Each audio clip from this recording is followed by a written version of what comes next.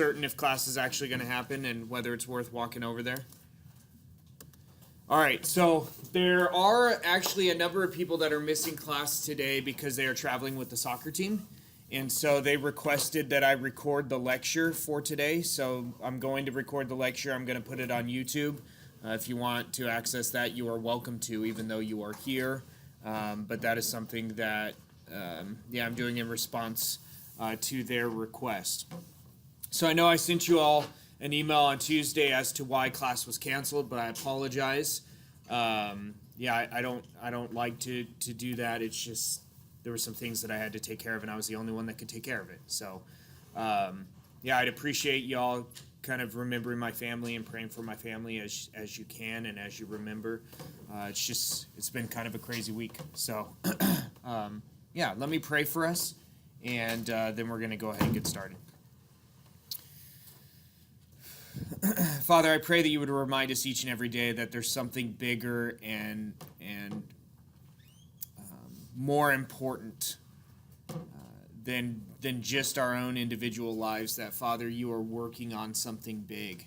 And you are working ultimately on bringing yourself glory through your redemptive plan. And I pray that you would allow us to be an integral part of that.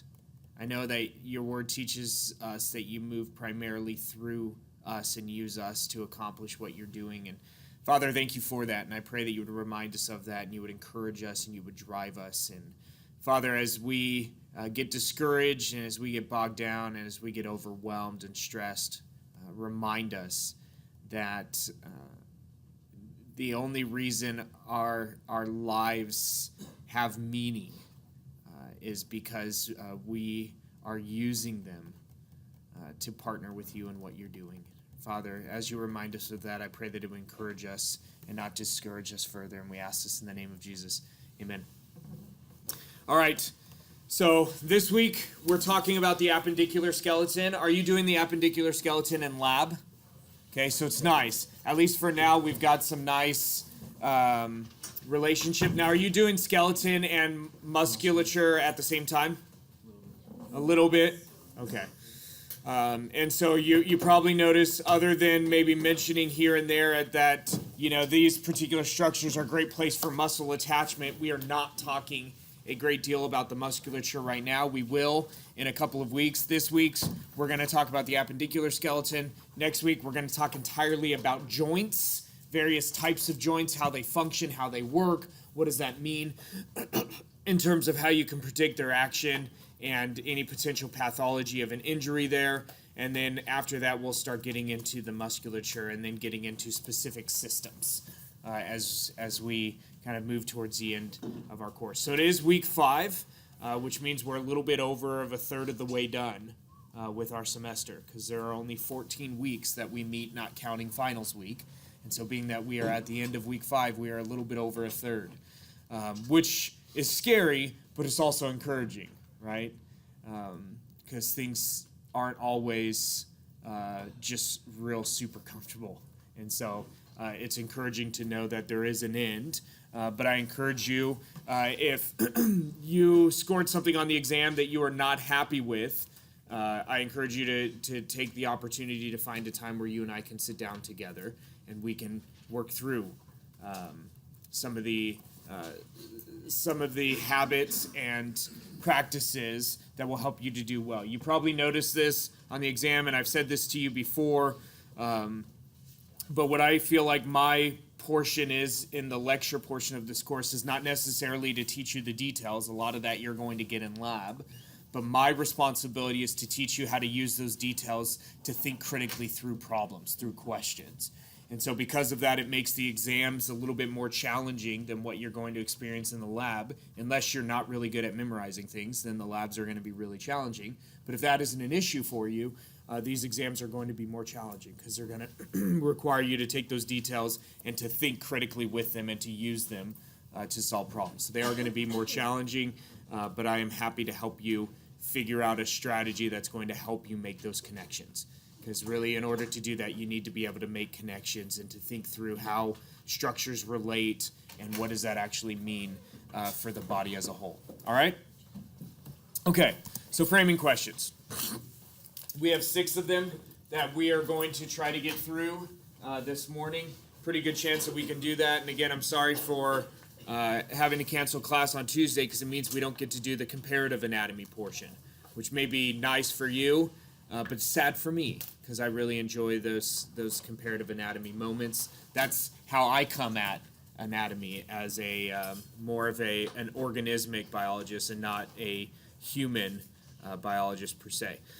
So first question, why does a hard blow to the shoulder or falling on an outstretched arm result in injury? Here we're going to talk about the structure of the pectoral girdle, the structure of the appendicular skeleton around the thoracic cage, and how does that actually play out and contribute to the possibility of injury. Next one, how do you generate the force necessary to push something? There's actually a really intriguing critical thinking question in the chapter that says basically you're riding with your friend's car breaks down, you got to get out and push that sucker. Where are those forces actually moving through your body? Great question, and it really does a good job of illustrating the relationship of the appendicular skeleton with the axial skeleton. Next, how is the pelvis structured, and then specifically how is it adapted for childbirth? So how is the female pelvis different from the male pelvis? And what's neat is once you kind of understand some of these differences between the female pelvis and the male pelvis, you can actually look at the skeleton of any mammal and figure out if it's male or female, which is kind of cool, right? You can look at a cat skeleton that's been re-articulated and set up to make a really creepy model, right? And you can tell whether it's male or female. Next, how does the structure of the foot dictate its function? Again, we've dealt with this question a lot, and the exam had it, and for some of you ended up getting this question twice, and I don't know why it pulled that question twice. It was the only one in the short answer section that for anybody got pulled more than once, and for several of you, you had this question twice. But the relationship between structure and function, and you really do need to explicitly state that the structure determines the function. That's how I tend to present it, and because when you do that, you are illustrating their relationship. If you just talk about structure and function and how they're different, and how you have to understand both, all you're saying is that they're related. Right? You're not actually saying what that relationship is. And the function is determined by the structure of an object. Second to last, how can we estimate the age from the femur? And this we're just going to talk about in long bones in general, what goes on during their development. We've mentioned this a little bit already, but we'll have a reminder and apply it specifically to the femur. And then lastly, how does the appendicular skeleton develops, where we finished off last week before we did our comparative anatomy. How does the axial skeleton develop? And this will be a similar theme. When we get into a particular system or into a particular group of muscles, we'll tend to finish off with how do these things develop? What do they develop from, and where does that come from? All right, first framing question.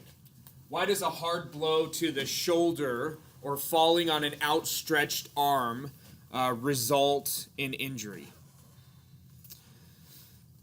To address this question, we need to talk a little bit about the structure of the pectoral girdle. So the pectoral girdle is composed of the clavicle. You have 2 of them on either side, and your scapula. Again, you have 2 of them, scapulae on either side, and those combine to form the pectoral girdle. The clavicle, here your collarbone, articulates or combines, attaches with the scapula at what's called the acromion,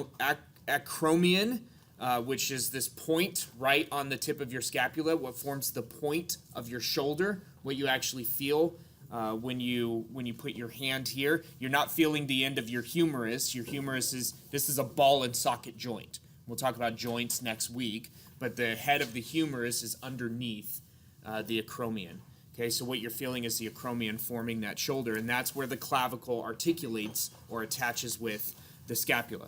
So this forms a great, rigid point of muscle attachment. There are a lot of muscles that attach right around here towards the superior portion of your scapula, and right here around your lateral portion, your acromion. It's just a nice, great place to attach a lot of musculature. Now, Because of this physical attachment between the clavicle and the scapula, forces transfer throughout the pectoral girdle. So if you experience a force in your scapula, it's going to radiate into the clavicle. And if you experience a force in your thoracic cage, it's going to end up in your clavicle and radiate to the scapula. Everything that's attached together is going to basically share any force that's exerted on one of those objects. It's a great way to dissipate force, allow the force to spread out and reduce the probability of a bone fracturing. Okay? But because of that, forces do travel extremely well throughout the pectoral girdle. So a blow to the shoulder tends to first, the most of the impact is borne by the scapula, and then that force transfers from the scapula into the clavicle, which tends to be one of the more fragile bones in your body, and it can fracture. We call this a broken collarbone. Happens a lot with football players as they go down and they tuck their arms in, taking the most of the force on their scapula and then having that force radiate into the clavicle. The energy transfers from bone to bone, usually through the ligaments that hold those two bones together. Okay? And so we'll talk a lot more about this next week when we talk about how do joints form, what are the different types of joints. But bones tend to be held together through ligaments, and a lot of the time the force transferring from one bone to another goes through the ligaments, and those ligaments can rupture. And in a blow to the shoulder, or if you fall on an outstretched arm, oftentimes the most likely ligament to rupture is called the coracoclavicular ligament, and this causes the dislocation of your shoulder, a separated shoulder. And this joint right here, between the clavicle and your scapula, is the acromioclavicular joint. Again, we'll talk a lot more about joints next week. We'll talk about how do they form, the different types of joints. But you have to think, if you're going to force pressure into a particular bone, that pressure, that force is going to radiate out to attach bones, and that a lot of times that force is going to travel through ligaments, which can rupture, tear. Yeah. When you say ligament ruptures, does that mean it snaps or that it bursts in some way? Yeah, so it varies. Usually the most likely thing is it tears away from one of the bones. But it can tear in the middle, it can tear anywhere. Most often it tears away from one of the bones. And that's the easiest tear to fix. A tear that happens somewhere else in the ligament can be a lot more challenging to fix. But yeah, there's a lot of variety of how that tendon actually, and then it could not tear entirely, and just ligaments are connective tissue proper, and so you could get some kind of I guess you would still call it a tear, but in the middle of it, so where it's not torn away from the bones, it's not torn in half, but it's basically separated a little bit. Some of those fibers have separated, and that's why you tend to use the term rupture to be just a more general term explaining that you've compromised the integrity of the ligament. All right, time for our first lecture break. What I want you to do, and I actually would like you to think about this for a little bit on your own before I let you start talking about it with those around you. I want you to think about this. Why can't the clavicle and this joint, the acromioclavicular joint, handle this kind of excessive force? Why is it a fairly common occurrence to break the clavicle, to break your collarbone, or to separate your shoulder? All right, take about a minute, just think about that, and then I'll let you start talking about it with those around you.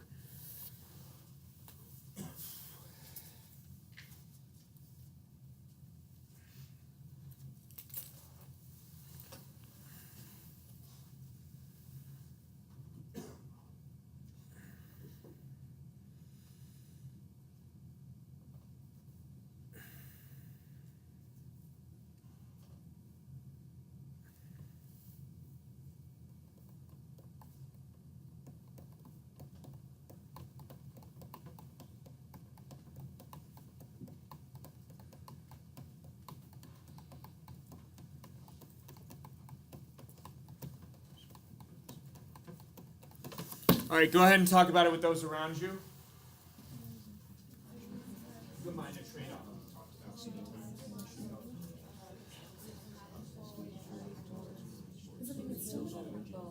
Think about a trade-off.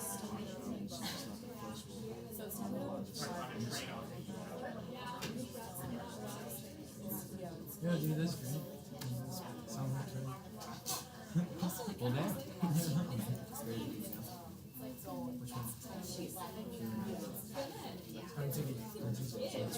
Which one?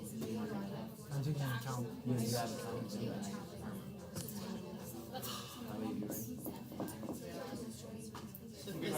They look so extra. I know, but sometimes I feel like when I go overboard, it's like, Oh, you're fine. But you gotta watch it.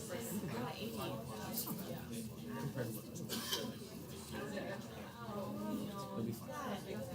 Hey, for real though, I like this summer ran into a bull with my bike. His bull and it hurt worse back here.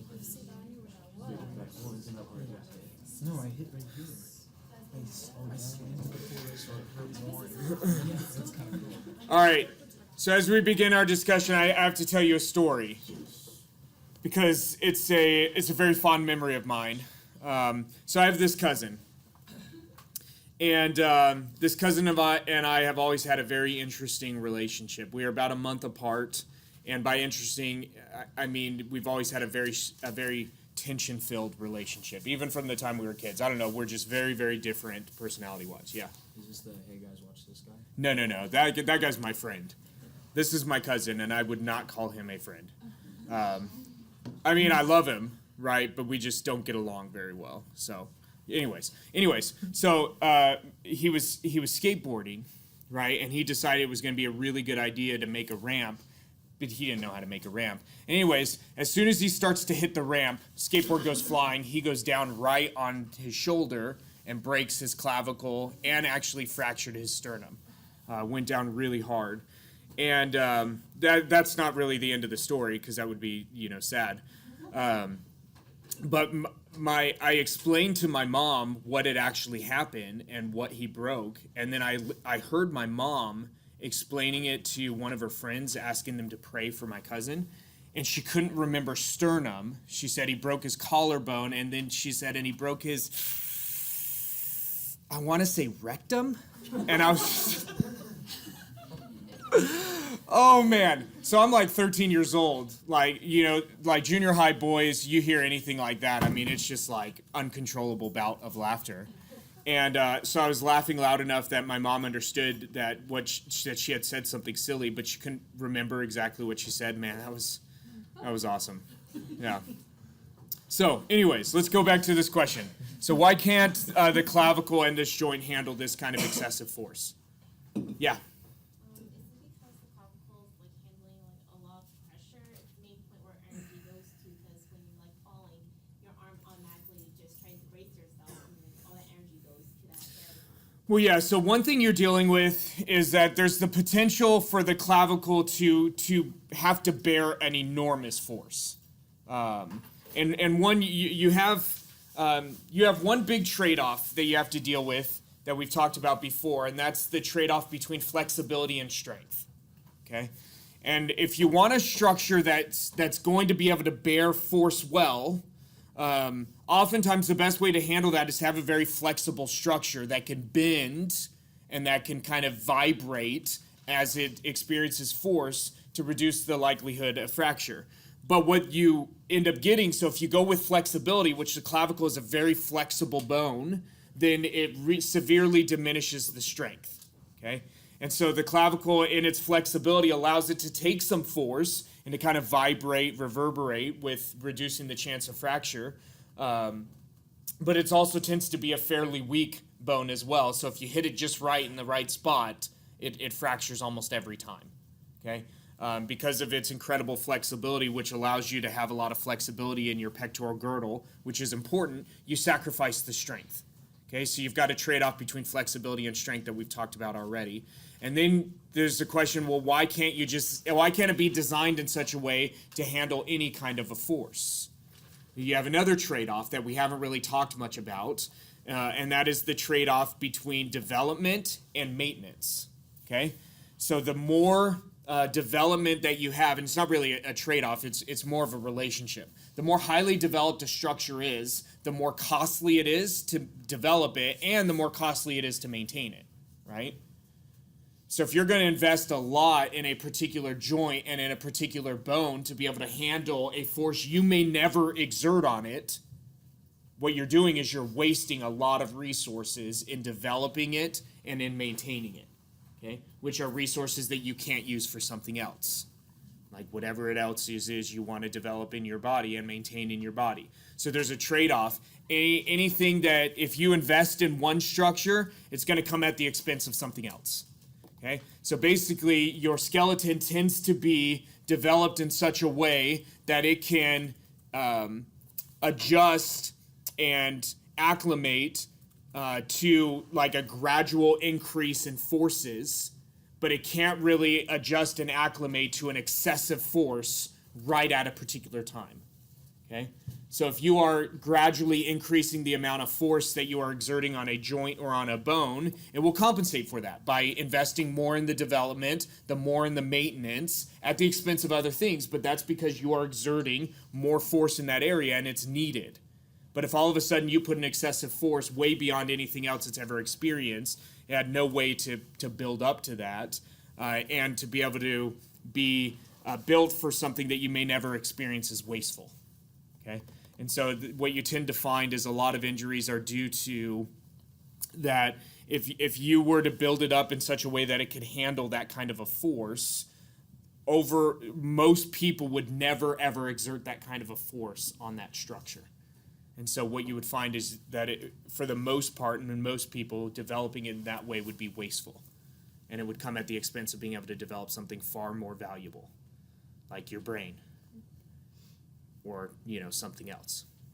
Fill in the blank. All right? So does that make sense? You have two trade-offs. You have a trade-off between flexibility and strength, and you have a trade-off between one structure and another. If you're going to invest a lot in one structure, it comes at the expense of something else. So I meant to replace this with a higher resolution form of this, but I forgot this morning. And so here's the joint that we're talking about here. And so you've got the acromioclavicular joint here between the clavicle and the scapula. And so any force that's exerted on the scapula is going to tend to move into the clavicle and oftentimes across the coracoclavicular ligament. And I don't know if I have that ligament in this. No. In this one, it's just showing you the different portions of the scapula. Here's the acromion, what forms your shoulder.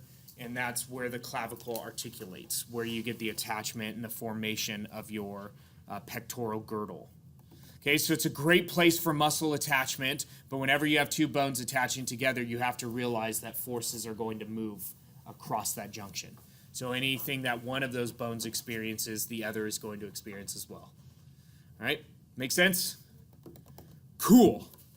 Next framing question. How do you generate the force necessary to push something? Something you have to keep in mind. The axial skeleton basically functions as an anchor and functions as a place in which a lot of forces dissipate.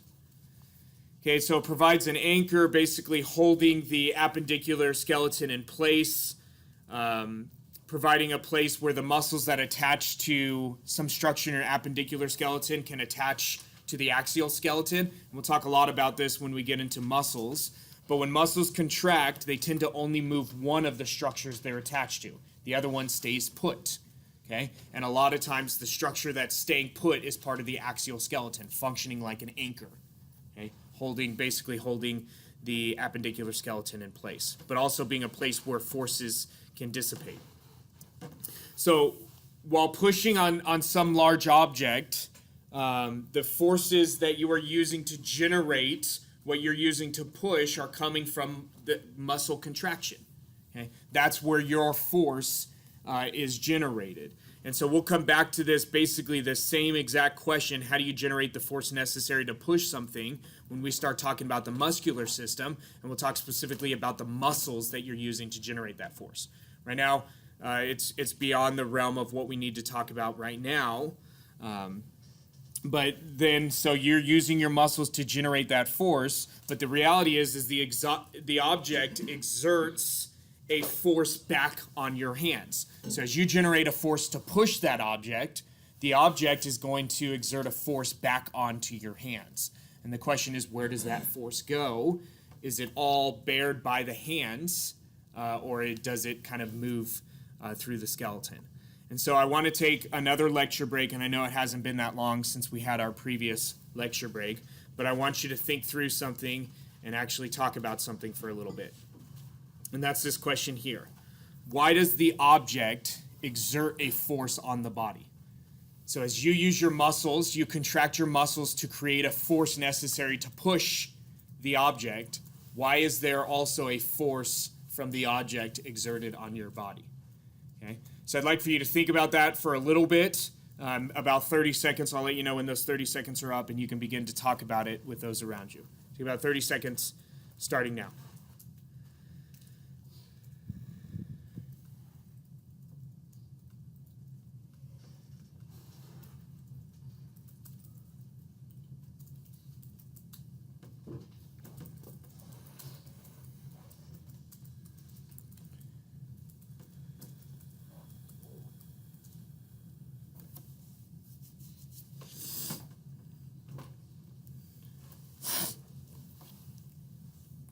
All right, go ahead and take some time to talk about this with those around you. John, you need physics? I have to take next year. Me too. It's like 2 semesters, isn't it? I think so.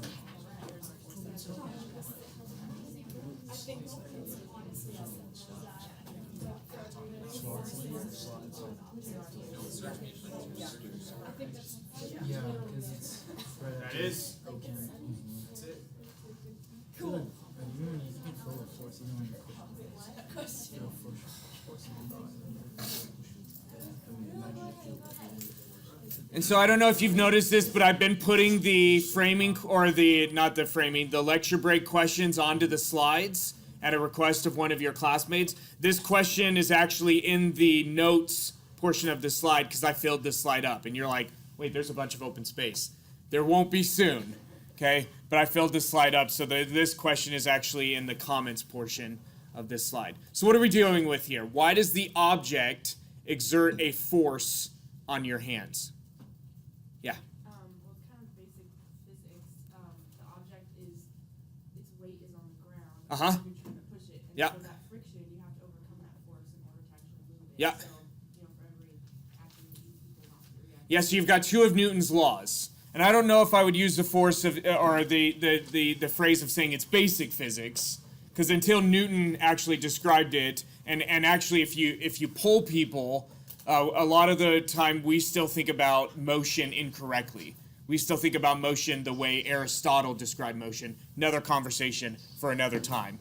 But 2 of Newton's 3 big laws are at play here. The big one is Newton's third law, which says for every force, there is an equal and opposite force. Or for every action, there is an equal and opposite reaction. So if you kick a soccer ball, you are exerting a force on that soccer ball, but the soccer ball is exerting the equal force back onto your foot.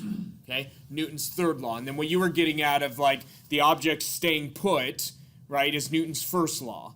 That basically an object at rest is going to stay at rest unless you act on it with an outside force. Like you come and start pushing it, and then you're going to get Newton's third law at play. Who knew we were going to talk about physics in the middle of anatomy class? But it actually comes up a lot. And this is the first time I think it's come up. When we talked about the trade-off between strength and flexibility, and we talked about the position of the balance point, the fulcrum, we got into some physics there. But it comes up a lot in anatomy, and it's a really important concept. Okay, so if you were going to push on an object, that object is essentially pushing back on you with the same amount of force that you're pushing it with. Which is why, when you go and I don't know if this was your experience, but this was my experience. I played football in high school, and when you go and hit somebody, it hurts you. Now, if you hit them good enough and they go flying, you don't notice that it hurt you very much because there's a lot of adrenaline going, right? You just kind of get excited and you get a little sticker for a pancake on your helmet, right? That's right. Yeah, you played football in high school, right? I played football in high school, and then I was too slow to play at the college level. I like to say I was too small because I played on the line and I was really short, but really it was just I was too slow because I could have played a different position. I was just too slow. My dad used to call me dump truck. It's true. Not when I played football because you don't notice, that you're slow. As long as you're quick, like you can get moving pretty quickly, you don't notice you're slow when you play on the line. But when I played baseball, as I was like running down the first base line, I would hear my dad yell from the stands, "Come on, dump truck, shift gears." It was very loving, very loving. That's why I stopped playing baseball and started playing football. All right, so this force, it does not just stay on your hands, but this force moves through the bones in your hands, your metacarpals, into your carpals. Okay, so the force being exerted by the object on your body moves through the bones in your hands, your metacarpals, into the bones in your wrist or at the base of your hand, your carpals, and then it starts to move through particular joints and into other bones. So the force crosses the midcarpal and the radiocarpal joints into your ulna and into your radius, the two bones in your forearm. Okay, and so this force is just on the move all the way until it gets to a point at which the force can be fully dissipated, but that's not going to happen until it gets where? Where's the site of the force dissipation? The axial skeleton. So we got to keep moving. That force is still on the move until we get to a portion of the axial skeleton. Okay, so now that force is in our radius and in our ulna. The force will go over the elbow joint into the humerus, bone in your upper arm. The force will cross the glenohumeral or humeral joint from your humerus into your scapula. Then the force will move from the scapula into the clavicle across the joint we've already mentioned before. And what's that joint? Acromioclavicular joint. So the force moves from the scapula into the clavicle. And finally, can't finish there, the force has to move from the clavicle into the sternum, which is part of the axial skeleton, where now that force can dissipate, the anchor, and it does that across the sternoclavicular joint, what connects the clavicle to the sternum. And it's nice when a joint is named like this, sternoclavicular, because it's basically just the two structures, which is also true of the acromioclavicular joint, but it's just a portion of the scapula called the acromion, right? And it still is named based on the two structures that are on either side of that joint. But it's not quite as simple as saying like scapular clavicular joint. Okay, and so this force basically reverberates through all of the structures until it can get to a point where it can dissipate. And this is why fracturing your sternum is one of the most common fractures in the axial skeleton, because basically any force to your upper arms or shoulder is going to terminate in your sternum, okay, that portion of the axial skeleton. Actually, probably the most common fracture in the axial skeleton, I know you were thinking this, is a rib fracture, but we're not counting that. I don't know why we're not counting that. We just aren't. All right? That makes sense? You okay with this? Okay, so a force isn't going to terminate on a bone unless that bone is part of the axial skeleton. So any force exerted on part of your appendicular skeleton is going to have to move basically to adjacent bones. Now, it may not be a great enough force to make it all the way to the axial skeleton. Different question altogether, but if it is a great enough force, it will make it there and then dissipate. All right, next framing question. How is the pelvis structured, and how is it adapted for childbirth? So the pelvis is an interesting structure. The pelvis is actually made up of both the pelvic girdle and parts of the axial skeleton. So the pelvis as a whole is composed of 4 bones. 2 of those, the left and right hip bones, are the pelvic girdle. These 2 bones form the pelvic girdle, the left and right hip bones. And then the rest of the pelvis is made up of the portions of the axial skeleton. So let's talk a little bit about the left and right hip bones.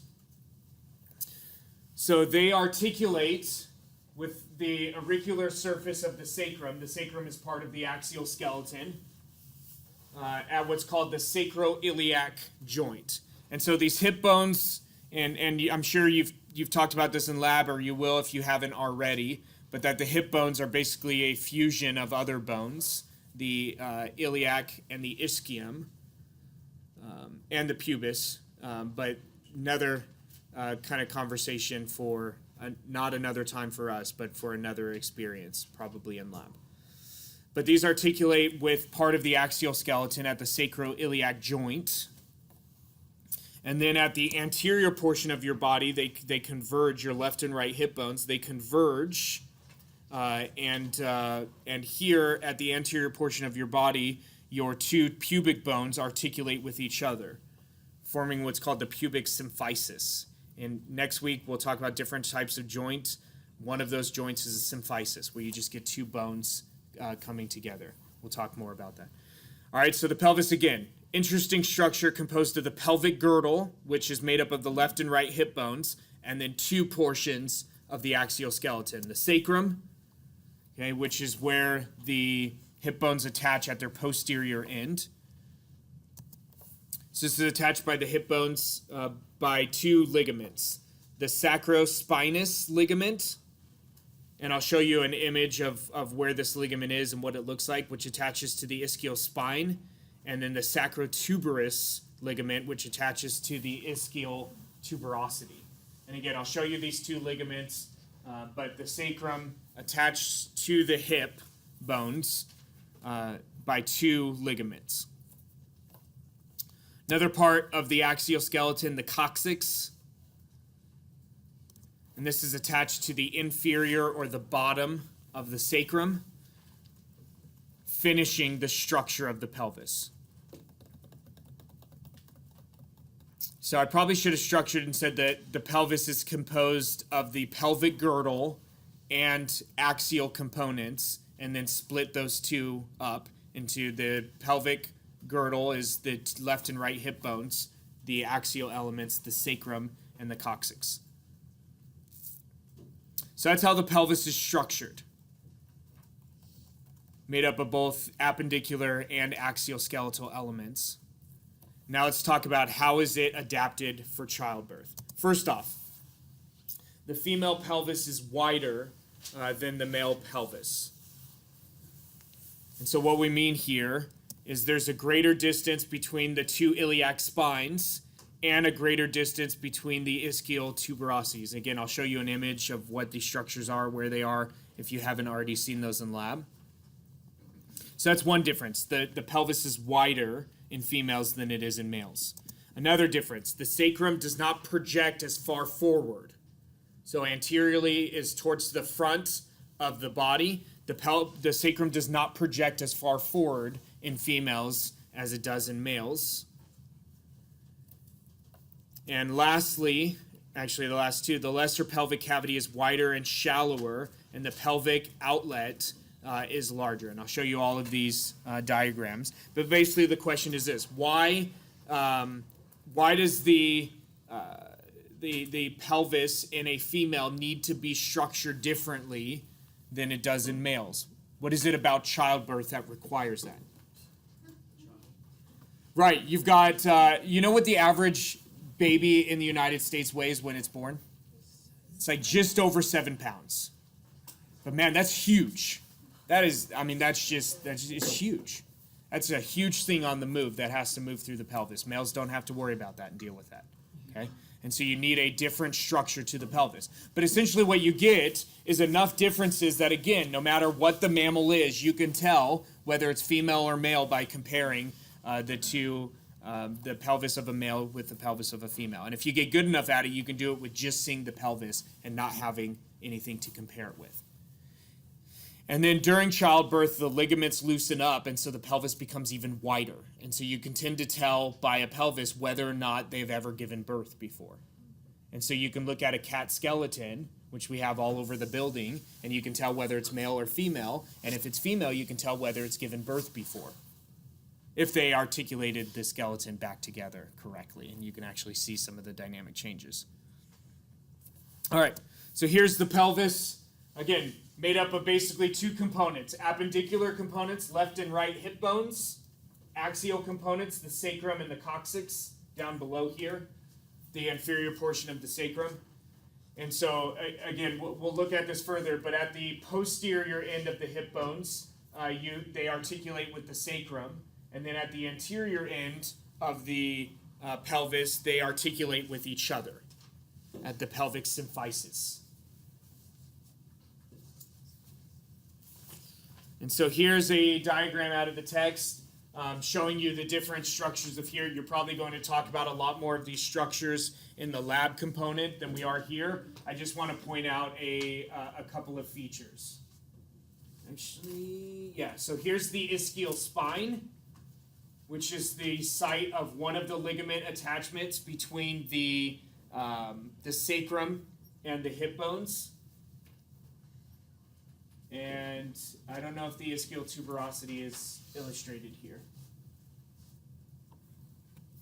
but it is here. So here is the ischial spine, and here's one ligament, the sacrospinous ligament that attaches the sacrum to the ischial spine, and then here's the ischial tuberosity, and you've got a ligament, the sacrotuberous ligament that connects the sacrum to the ischial tuberosity. And so you have 2 points of attachment between the sacrum and the hip bones on each side. So a total of 4 points of attachment. And so when you compare the flexibility of the pelvis with the flexibility of the pectoral girdle, what do you notice? Which do you think is more flexible, the pectoral girdle or the pelvic girdle? So think about in the pectoral girdle, we have basically 1 point of attachment between the scapula and the clavicle, right? At the acromioclavicular joint. Okay, 1 ligament connecting that, the coracoclavicular ligament. Here we have several points of attachment between the axial skeleton, which is the anchor, and the appendicular skeleton. So which do you think is more flexible, the pectoral girdle or the pelvic girdle? Pectoral girdle, way more flexible. Like you can't even really compare the two and get. I mean, it's not even close. You have way more flexibility in your pectoral girdle than you do in your pelvic girdle. Why?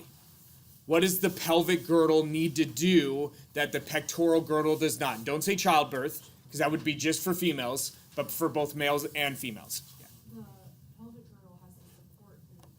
Yeah, it's got to bear the weight of your body. Your pectoral girdle does not, unless you're doing, like handstands, right?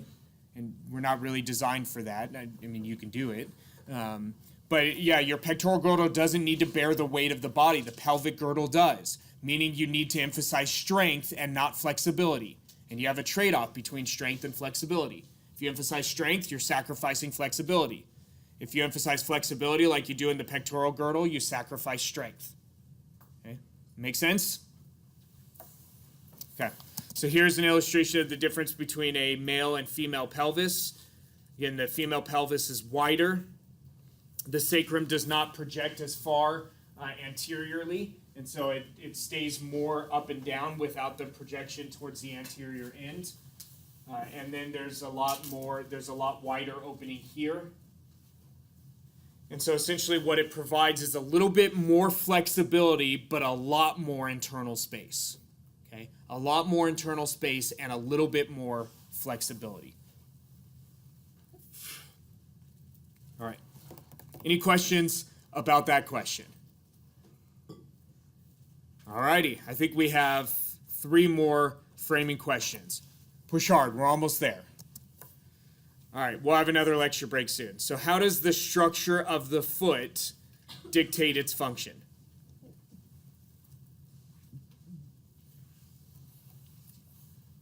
Okay, basically you have a single bone in the foot called the talus bone that receives the full weight of the body.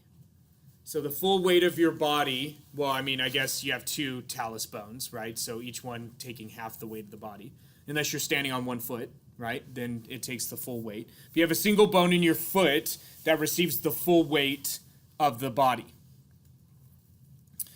And we've already talked about this before, but when you exert a force on a bone, unless that bone is part of the axial skeleton, that force is not going to end there, right?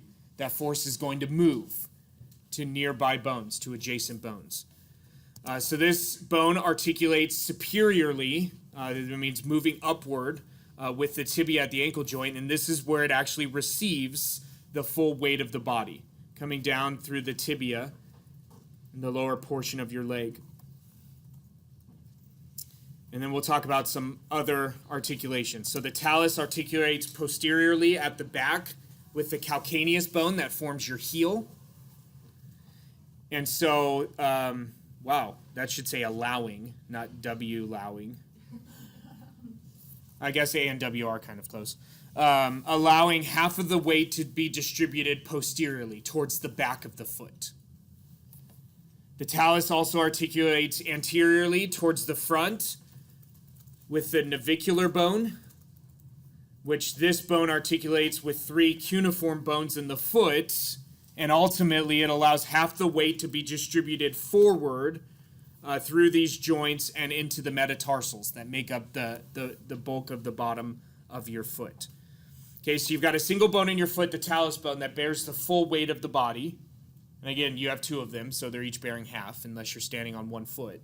And then that force is dissipated both backwards towards the back of the foot, posteriorly, and forward to the front of the foot, anteriorly, through joints between the talus bone and several other bones. And so the question I have in our next lecture break is this. Why does the foot need to distribute the weight in two directions? Okay? Why does it need to distribute the weight posteriorly and anteriorly and not just distribute the weight directly down? Okay?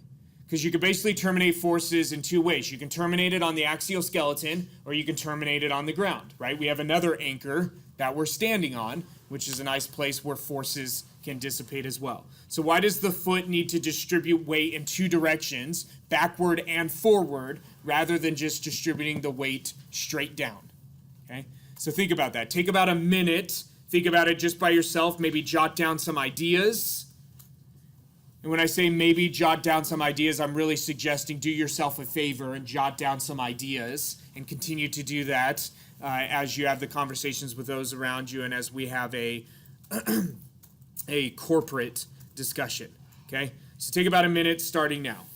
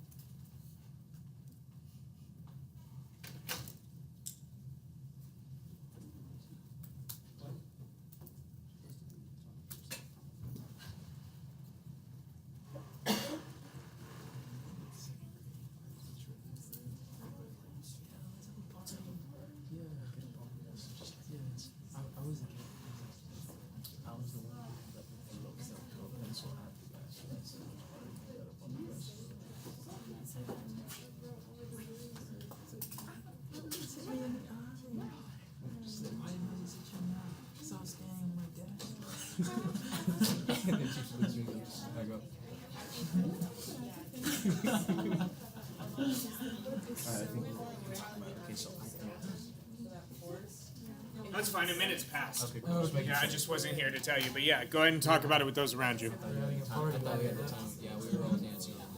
So I think it's just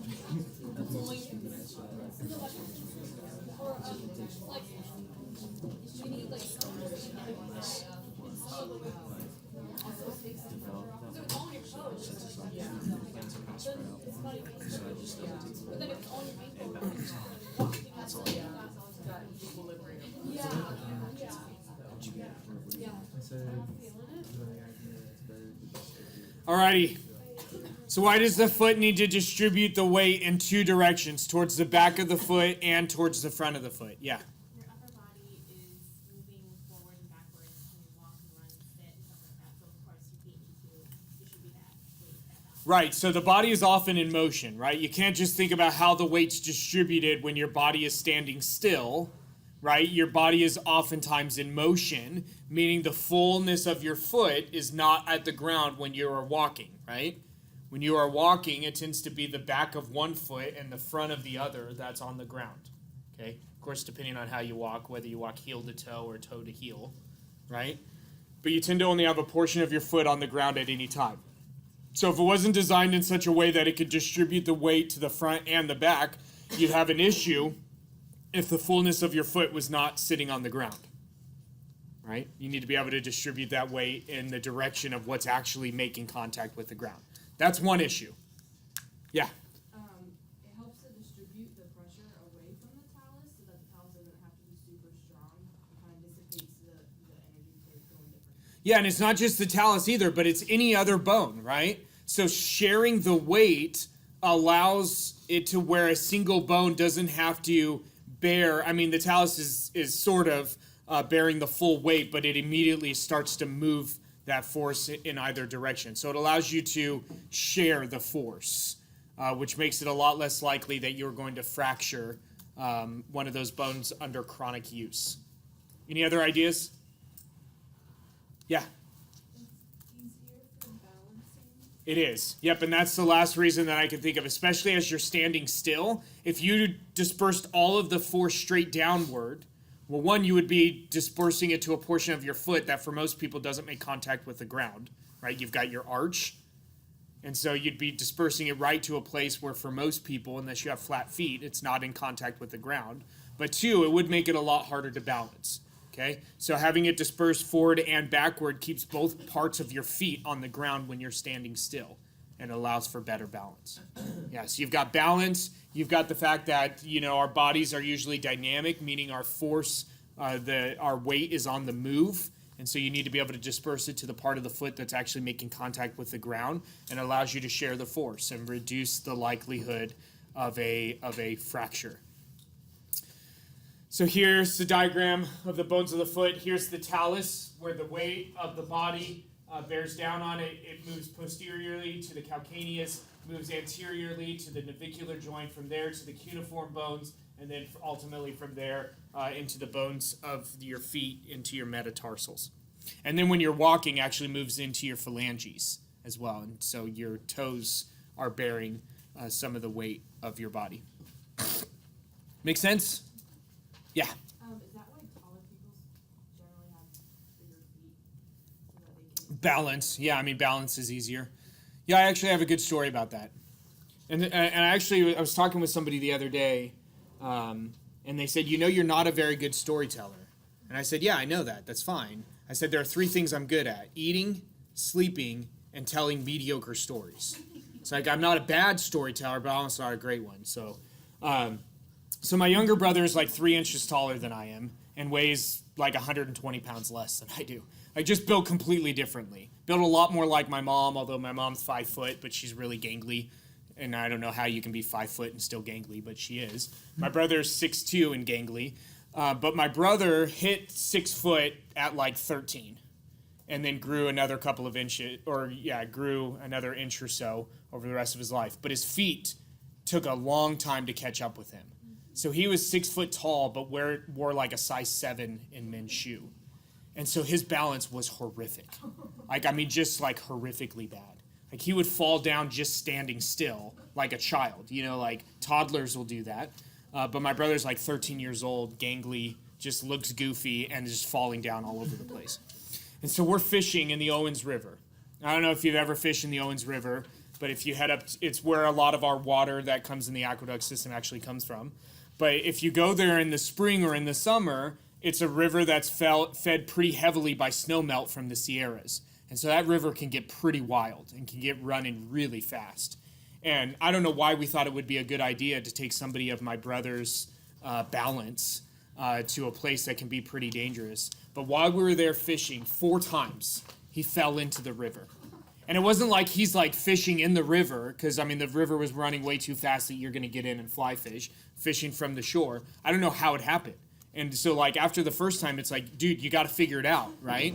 And it's not like he's super close to the end of the river. His balance is just so bad Like he'd fall, and it would be like an epic fall from standing still, and it'd be like a tumble right into the river 4 times. We had to save his life. Get in there, grab him, pull him out of the river.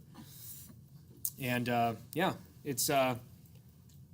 luckily for him, his feet did catch up, and so his balance isn't real bad now. But he's an engineer, and he sits in a cubicle all day, so he doesn't need great balance anyways. But yeah, it was fun times.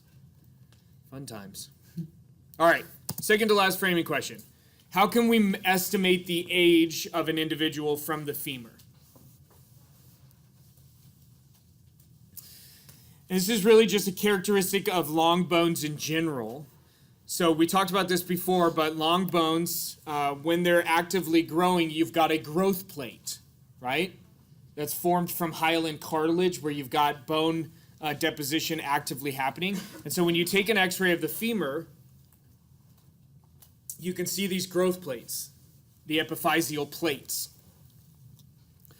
And these are the plates where you've got your ossification centers, where you've got osteoblasts being recruited, being made from osteogenic cells, and they're actively laying down new bone. And so you can see those. You can see those in an x-ray. And so these plates, again, we've talked about this before, but as a reminder, they're composed of hyaline cartilage until bone development is complete. And so in long bones, they appear at a particular time once ossification has reached a point to where you only have basically a single plate of cartilage, right? Long bones form almost entirely by endochondral bone development, meaning you go from connective tissue proper into hyaline cartilage and then into bone, right? And so in long bones like the femur, early in development, the entire structure is cartilaginous. The entire structure is hyaline cartilage. But then as it gets to a point where basically ossification is complete except for at the growth plates, then these plates appear and then they disappear when growth is done entirely. So this plate appears at usually somewhere around age 9 and then disappears at puberty, which can vary anywhere from 11 to 16, 17, or sometimes even later, rarely. And so you can use the structure, the appearance of the growth plate and the disappearance as a way to estimate the age of somebody as long as they're inside of this window. Outside of this window, you can still use the femur, but you'd have to use it in a different way.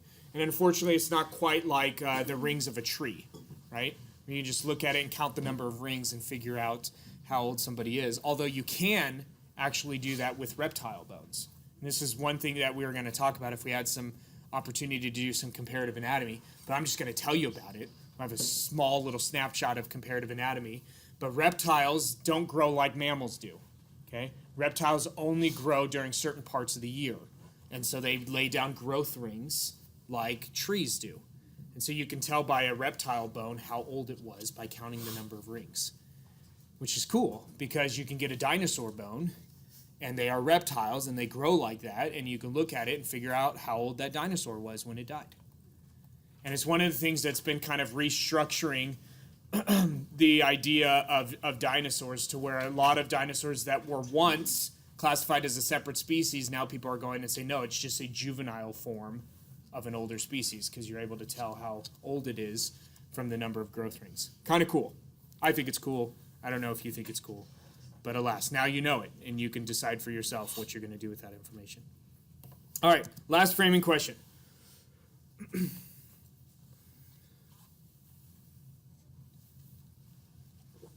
How does the appendicular skeleton develop? So every bone of the appendicular skeleton except the clavicle develops through endochondral ossification. So in endochondral ossification, you go from connective tissue proper to hyaline cartilage and then finally to bone. So you have a hyaline cartilage model that you'll build the bone upon. So some of the, just kind of a summary of this. Endochondral ossification requires these mesenchymal, these stem cells, these undifferentiated cells. It requires them forming hyaline cartilage before the osteoblasts form and form the bone. The clavicle develops through intramembranous bone development, like some of the bones of the skull. And so it goes straight from connective tissue proper, or a very general type of cartilage, straight into bone, so without any hyaline intermediate. So in the clavicle, ossification begins before any other bone. The clavicle starts to ossify before any other bone, usually at about 5 weeks into development. So 5 weeks into gestation, the clavicle is already starting to ossify. However, it's one of the last bones to finish ossifying. So it's the first bone in the skeleton to start ossifying, and it's one of the last bones to finish, not finishing the ossification process until adolescence and early adulthood are completely done, usually at about age 25. And so what I want you to think about as we wrap up our time together is this. Why does the ossification take so long in the clavicle? What is it about the clavicle and what it does and how it functions that allows it to make a little bit of sense why ossification takes so long in the clavicle? You can go ahead and start talking about this with those around you right away. You don't need to wait a minute to think about it, but start talking about it with those around you and jotting down some ideas. Do yourself a favor. Jot down some ideas. Why does ossification take so long in the clavicle? All right? Go ahead.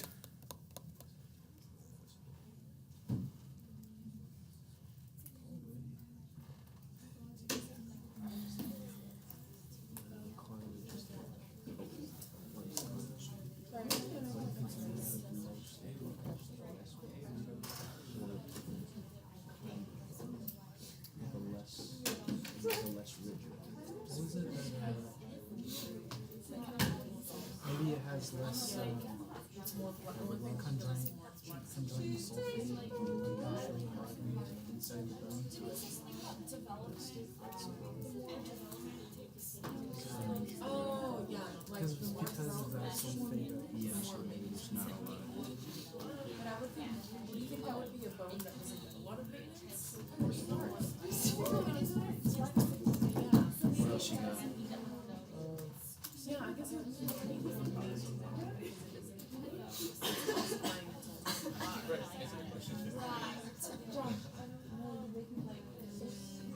and it's such a small bone, you know.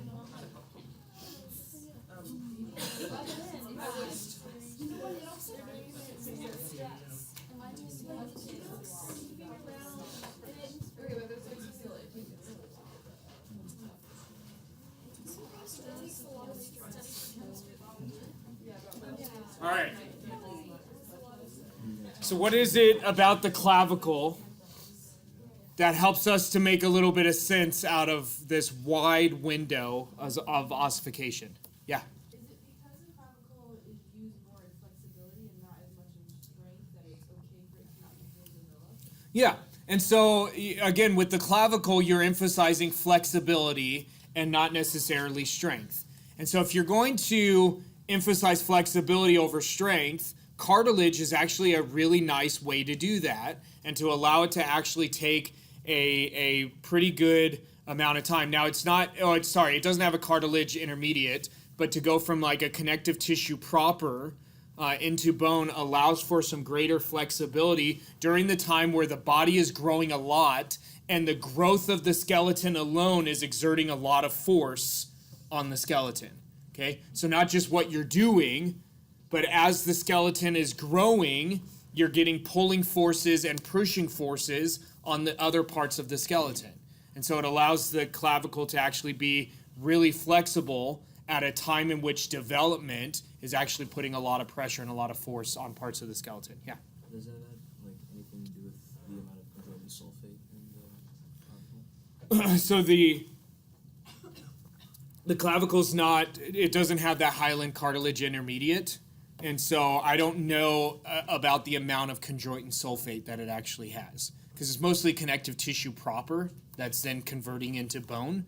So I doubt there's very much or any chondroitin sulfate in there. So then, yeah, I mean, it could relate to that, because if you don't have that chondroitin sulfate adding rigidity, and chondroitin sulfate makes a matrix that's more flexible than what you get in bone with the hydroxyapatite, but it still is less flexible than connective tissue proper.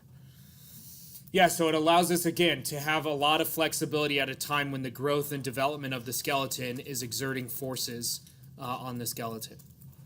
A couple of other ideas of the appendicular skeleton. So here's an embryo in week 7 of development, and the limbs are starting to form, these limb buds, and then in that you're going to generate your long bones and some of the other bones of your appendicular skeleton.